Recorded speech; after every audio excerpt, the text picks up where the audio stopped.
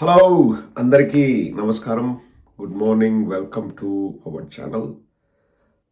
Medical colleges వాటి ప్రైవేటీకరణను ఆపుతూ YSR Congress party పెద్ద ఎత్తున నిరసన కార్యక్రమాలు చేపడుతోంది. అలాగే జగన్మోహన్ రెడ్డి గారు స్వయంగా నర్సీపట్నం మెడికల్ కాలేజ్ వద్దకి వెళ్ళి వారు ప్రపంచానికి తెలియజేశారు. మేము ఏమి సంకల్పించాం, ఏమి అనుకున్నాం, రాష్ట్రంలోని పేద ప్రజల కోసం ఏమి చేయాలనుకున్నామన్నది జగన్మోహన్ రెడ్డి గారు వెరీ క్లియర్గా క్రిస్టల్ క్లియర్గా చెప్పారు. మెడికల్ కాలేజెస్ అన్నవి కేవలం వైద్య విద్య అభ్యసించే వారికి మాత్రమే కాదు, 5 కోట్ల మంది ఆంధ్ర ప్రజానీకానికి ఎంతో అవసరమైన ఒక దివ్య ఔషధం అండి. ప్రజలకు, మరీ ముఖ్యంగా పేద ప్రజలకు, లక్షలు ఫీజులు చెల్లించలేని పేద ప్రజలకు ఒక దివ్య ఔషధం గవర్నమెంట్ మెడికల్ కాలేజ్. మాకు దగ్గరలో ఒక మెడికల్ కాలేజ్ ఉంది, అక్కడ ప్రభుత్వ ఆసుపత్రి ఉంది. మేము ఏదైనా ఇబ్బంది పడితే, జబ్బు పడితే మమ్మల్ని చూసుకోవడానికి మా ప్రభుత్వం ఉందని భరోసా కల్పించే గొప్ప దేవాలయాలు ప్రభుత్వ మెడికల్ కళాశాలలు. వాటిని ప్రైవేటీకరణ చేస్తూ, ప్రైవేట్ వ్యక్తుల చేతుల్లో పెడుతూ, మీరు ఇష్టారీతిన ఫీజులు మీరు నిర్ణయించుకోండి, మీరు డబ్బులు సంపాదించుకోండి, మేము మీకు ఫేవర్ చేస్తున్నాం, మీరు మాకు ఫేవర్ చేయండి అన్న చందాన ఇప్పటి ప్రభుత్వం పేద ప్రజల ఆశలపై ఉక్కుపాదం మోపుతూ గవర్నమెంట్ మెడికల్ కాలేజీలను ప్రైవేటు పరం చేయడానికి సమాయత్తమైంది. వైఎస్ఆర్ కాంగ్రెస్ పార్టీ తీవ్రంగా ఖండిస్తోంది. వైఎస్ఆర్ కాంగ్రెస్ పార్టీ తరపున 1,00,00,000 సంతకాల సేకరణ అనే కార్యక్రమం జగన్మోహన్ రెడ్డి గారి పిలుపు మేరకు ప్రతి గ్రామంలో, ప్రతి మండలంలో, ప్రతి నియోజకవర్గంలో, ప్రతి జిల్లాలో చేపట్టడం జరిగింది. దిగ్విజయంగా 1,00,00,000 సంతకాల సేకరణ చేయడం అన్నది ఆషామాషి విషయం కాదండి. ఒక వైఎస్ఆర్ కాంగ్రెస్ పార్టీ సోల్జర్ మాత్రమే కాదు, ప్రతి పేదవాడు, ప్రతి సామాన్యుడు, ప్రభుత్వం అంటే మనది అని భావించే ప్రతి ఒక్కరూ ముందుకొచ్చేసి కదం తొక్కి మేము సైతం అంటూ ఈ కార్యక్రమాన్ని దిగ్విజయవంతం చేయడానికి తమ వంతు ప్రయత్నం వారు చేశారు. జగన్మోహన్ రెడ్డి గారిపైన వారు పెట్టుకున్న అచంచలమైన విశ్వాసం, నమ్మకం, మా నమ్మకం నువ్వే జగన్ అంటూ వారు జగనన్నపై ఉంచిన భరోసాకి చక్కటి ఉదాహరణ 1,00,00,000 సంతకాల సేకరణ. ఈ సందర్భంగా మాకు అధికారం అంటే కేవలం కక్ష తీర్చుకుండే ఒక ఆయుధమని భావిస్తూ ఎన్నడూ లేని విధంగా విచ్చలవిడిగా రెచ్చిపోతూ, ఎప్పుడూ లేదండి ఈ సంస్కృతి ఆంధ్రప్రదేశ్ చరిత్రలో ఎప్పుడూ లేని కొత్త సంస్కృతికి తెరలేపుతూ నారా లోకేష్ ఎర్రబుక్కు రాజ్యాంగాన్ని తీసుకొచ్చి మీకు 11 కంటే ఎక్కువ కేసులుంటేనే నా దగ్గరికి రండి అని స్వయంగా పబ్లిక్లో వారి కార్యకర్తలకు నూరి పోసి వాళ్ళు విచ్చలవిడిగా రెచ్చిపోయే విధంగా చేసి, అధికారం అంటే కేవలం కక్ష తీర్చుకునే ఒక ఆయుధం అనే భ్రమ కల్పించేలా చేసి ఈరోజు ప్రభుత్వ మెడికల్ కళాశాలల్ని ప్రైవేటు పరం చేస్తూ సునకానందం పొందుతున్నారు నారా లోకేష్, నారా చంద్రబాబు నాయుడు గారు. మీరో నేనో చెప్పిన మాటలు కాదండి. ఎలక్షన్స్ ముందు ఒక మాట, ఎలక్షన్స్ తర్వాత వేరొక మాట. ఎలక్షన్స్ ముందు మెడికల్ కాలేజీలు, ప్రభుత్వ మెడికల్ కాలేజీలు అలాగే ప్రభుత్వ ఆసుపత్రుల గురించి నారా లోకేష్ గారు ఏం మాట్లాడారో ఒక్కసారి మీరే వినండి.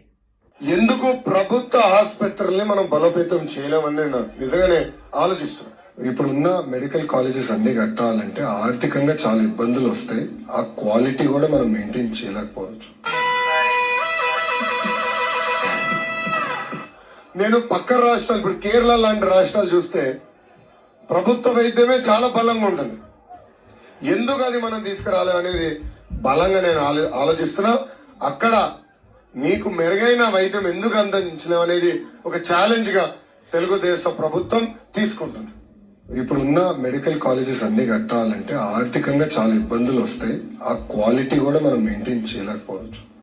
ప్రభుత్వమే ఆసుపత్రులు నడిపేలాగా చేస్తుంది, మేము చేసి చూపిస్తామని ఎలక్షన్స్ ముందు చెప్పిన నారా లోకేష్ ఇప్పుడు వాళ్ళ మనుషులకు మంచి చేకూర్చాలి, మేలు చేకూర్చాలి, పంది కొక్కుల్లాగా వాళ్ళు మెక్కాలి అన్న ఆలోచనతో ప్రైవేటు పరం చేస్తూ ఖర్చుతో కూడుకున్న పని అంట మెడికల్ కాలేజీల నిర్వహణ.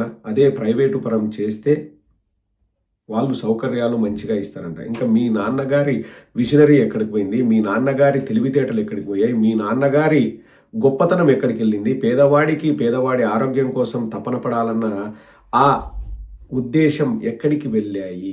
నారా లోకేష్ గారినే నేను సూటిగా ప్రశ్నిస్తున్నాను. మరొక వీడియో తన చిన్నప్పుడు ఏదో ప్రాబ్లం వస్తే నిమ్స్కు వెళ్ళాను అది ఇదని చెప్తాడు. దాని కొనసాగింపుగా ఒక్కసారి అది కూడా వినండి.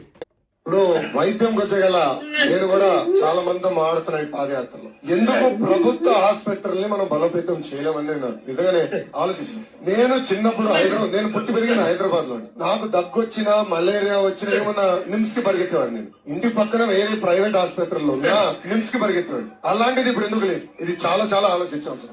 నేను పక్క రాష్ట్రాలు ఇప్పుడు కేరళ లాంటి రాష్ట్రాలు చూస్తే ప్రభుత్వ వైద్యమే చాలా బలంగా ఉంటుంది. ఎందుకు అది మనం తీసుకురాలి అనేది బలంగా నేను ఆలోచిస్తున్నా. చిన్నప్పుడు నారా లోకేష్ గారు వారి ఇంటి పక్కన ప్రైవేటు ఆసుపత్రులు ఉన్న తను నిమ్స్ ఆసుపత్రికి పోయేవాడంట. సో కేరళలో కూడా ప్రభుత్వ ఆసుపత్రులే ప్రధాన భూమిక పోషిస్తున్నాయంట. ఎందుకు మనం అలా చేయకూడదని నేను ఆలోచిస్తున్నాను. మా తెలుగుదేశం ప్రభుత్వం వచ్చిన తర్వాత ప్రభుత్వ ఆసుపత్రులను మెరుగైన వైద్యం అందించే ఒక గుడిలాగా, ఒక దేవాలయంలాగా నేను మలుస్తాను అని చెప్పేసి ఆ రోజు జీవగలం పాదయాత్రలో భాగంగా నారా లోకేష్ గారే మాట్లాడారు. ఏమయ్యాయి నారా లోకేష్ ఆ మాటలు? ఇప్పుడు అర్థమవుతుందా రాజా అని చెప్పేసి నీకే పరిస్థితి అర్థం కాకుండా తయారైందా? మెదడు మొద్దుబారిందా నారా లోకేష్? సూటిగా ఆంధ్ర రాష్ట్ర ప్రజల తరపున నిన్ను అడుగుతున్నాను నారా లోకేష్, మెదడు మొద్దుబారిందా? మాటలు తడబడ్డాయా? గతం గుర్తుకు రావట్లేదా? మెరుగైన వైద్య సేవ ప్రభుత్వం ద్వారానే సాధ్యం, అది మేము చేసి చూపిస్తామని మాట్లాడిన నువ్వు ఈరోజు ప్రభుత్వ మెడికల్ కాలేజు ఖర్చుతో కూడుకున్నవి కాబట్టి మేము ప్రైవేటు పరం చేస్తాము, ధారాదత్తం చేస్తాము మా వంది మాగదులకు అని చెప్పేసి నువ్వు మీ తండ్రి కంకణం కట్టుకుంటే ఆంధ్ర రాష్ట్ర ప్రజలు చేష్టలుడికి చూస్తూ ఊరుకుంటారనుకుంటున్నావా?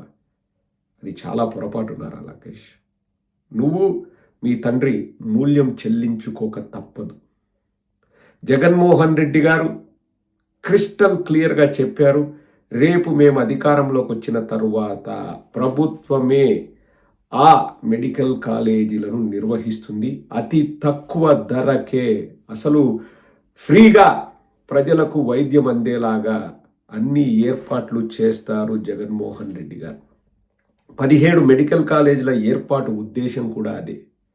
నిస్సిగ్గుగా, సిగ్గు లేకోకుండా స్టార్ట్ అయిన మెడికల్ కాలేజీలను కూడా ఆపుతూ మాకు సీట్లు వద్దు, ఇప్పుడే మేము సీట్లు తెచ్చుకుంటే జగన్మోహన్ రెడ్డి గారికి క్రెడిట్ వెళ్తుందని పులివెందులలో వచ్చిన సీట్లను కూడా ఆపిన ఘనత ఈ దగుల్బాజీ దౌర్భాగ్యపు ప్రభుత్వానికి. బాధేస్తుందండి. ఒక 100-150 మంది డాక్టర్లు రాకోకుండా చిదిమి వేసింది ఈ ప్రభుత్వం. పిల్లలు బాగుపడుతుంటే అందులో రాజకీయ కోణం వెతికే దౌర్భాగ్యపు ప్రభుత్వం ఈ ప్రభుత్వం. వాళ్ళు ఎంతమంది సమాజానికి సేవ చేసేవాళ్ళండి. సీట్లు ఆపితే డాక్టర్లని మొగ్గలోనే తుంచివేయడం లాంటిది. అది తెలిసి కూడా అన్ని బిల్డింగులు రెడీ అయ్యి సకల సౌకర్యాలతో పులివెందుల్లో అంగరంగ వైభవంగా ప్రారంభోత్సవం చేసుకోవడానికి సిద్ధంగా ఉన్న భవనాలను చూసి మెడికల్ కౌన్సిల్ ఆఫ్ ఇండియా వాళ్ళు మీరు అన్నీ కట్టారు, మేము అన్నిటినీ తనిఖీ చేశాము, మీరు ఈ సంవత్సరం కాలేజ్ స్టార్ట్ చేసుకోవచ్చు అంటే మేము చెయ్యలేము, మాకు చేత కాదు అని చెప్పేసి బాధేస్తుందండి. మెడికల్ కౌన్సిల్ ఆఫ్ ఇండియాకి లెటర్ రాసి వచ్చే ఆ 50-100 సీట్లను ఆపిన ఘనత ఈ ప్రభుత్వానికి. మూల్యం చెల్లించుకుంటారు నారా లోకేష్, మూల్యం చెల్లించుకుంటారు. నిన్ను చూసి భయపడాలా అందరూ? గుందుపోతొచ్చింది, కాలు జారి పడ్డాడు, నల్ల జుట్టు తెల్ల జుట్టు అయింది, అర్థమవుతుందా రాజా? నన్ను చూసి వణుకుతున్నారు, గలగలగల వణుకుతున్నారు.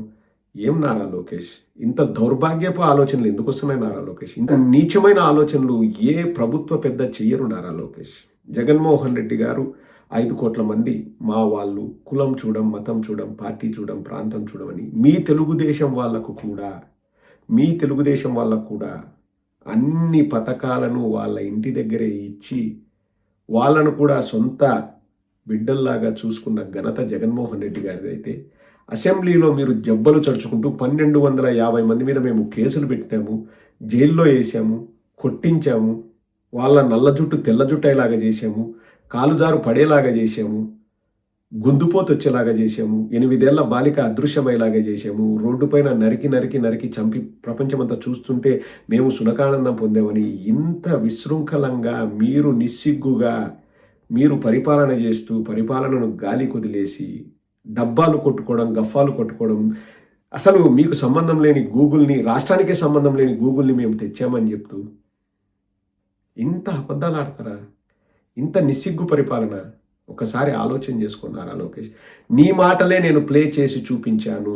నువ్వు చిన్నప్పుడు నిమ్స్కి వెళ్ళేవాడు, ఎందుకంటే ప్రభుత్వ వైద్యం బాగుంటుందని నువ్వు నమ్మి నిమ్స్కి వెళ్ళేవాడు, నువ్వే స్వయంగా చెప్పిన మాటలు ఈరోజు నీకు నువ్వే ఛాలెంజ్ చేసుకో. మా ఛాలెంజ్ని ఎలాగో నువ్వు యాక్సెప్ట్ చేయవు, నీకు నువ్వే ఛాలెంజ్ చేసుకుని ఆ రోజు అలా ఎందుకు చెప్పాను, ఓహో అధికారం కోసం చెప్పామా, ఈరోజు అధికారం వచ్చిన తర్వాత మా వాళ్ళకు మంచి చేయడానికి పేదవాళ్ళ బతుకుల్ని ప్రైవేటు వ్యక్తుల దగ్గర తాకట్టు పెట్టడానికి కూడా మేము సిద్ధపడతామన్న విధంగా నువ్వు నీచంగా ప్రవర్తించడం రాష్ట్రం చేసుకున్న దౌర్భాగ్యం నారా లోకేష్. గుర్తుపెట్టుకో, నిన్ను చూసి భయపడ్డం కాదు, రోగం డాక్టర్ను చూసి భయపడాలి.